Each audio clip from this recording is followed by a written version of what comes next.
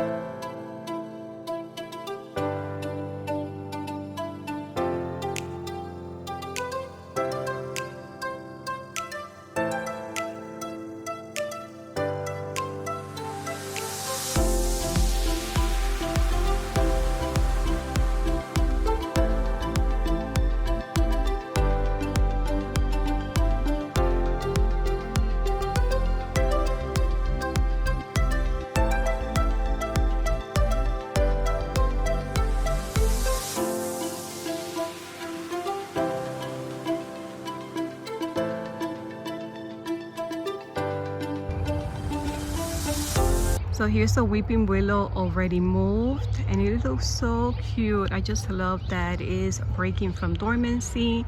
It is pretty nice this morning. It's nice and cool, but in the afternoon it gets 88 already, and it's just almost April. So we added the emitters, and we're trying to put more water as well. And we also added bone meal. But I'm also going to be showing you a red maple that we got. I had to do a lot of research because there's so many trees, like the Japanese red maple. Certain trees will not do good in our area here in Florida.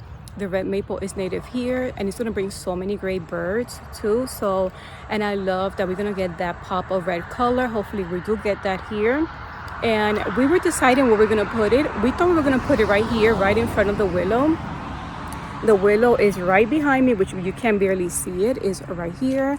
That's still going to be where the weeping willow is at, and we wanted to put it kind of like in front of it. So that's why we decided to put the red maple, and we had to get rid of the live oak because 3 arborists came and they let us know that it was a liability. That's where we used to park our cars, and a lot of the branches, we will see it falling. Just a little bit of rain, a lot of the branches will fall, so, and we will hear it also in our bedroom. So we knew we had to get rid of it. So that was a great idea that my husband had to put the red maple there. And because the way that it grows is like an upright, I feel like it's gonna give that pop of color and that wall feature that is needed there. We didn't want to get rid of the stump, so we just decided to kind of like decorate it around. And I'm gonna do a video about that too, how we decorated around the stump, because it wasn't easy to do something around the stump. So yeah guys, let's go ahead and get started. I'm gonna show you the emitters, how we moved it, and I hope you enjoyed this video. So if you do, guys, give it a like and don't forget to subscribe to my channel.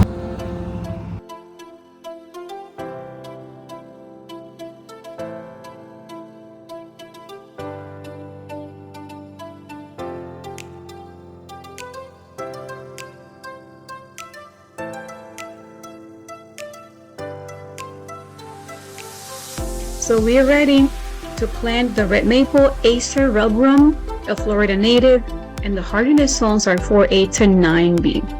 And we are exactly in 9B. Here we are finding the location where we decided.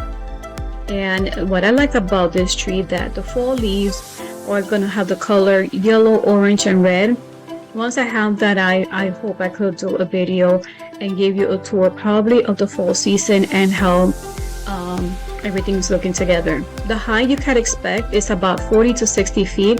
It's been planted in a full sun, and the shape you're gonna get is gonna be a more oval upright shape, which I love that because it's just gonna stay more compacted. There's no branches sticking out, so I feel like this location is perfect.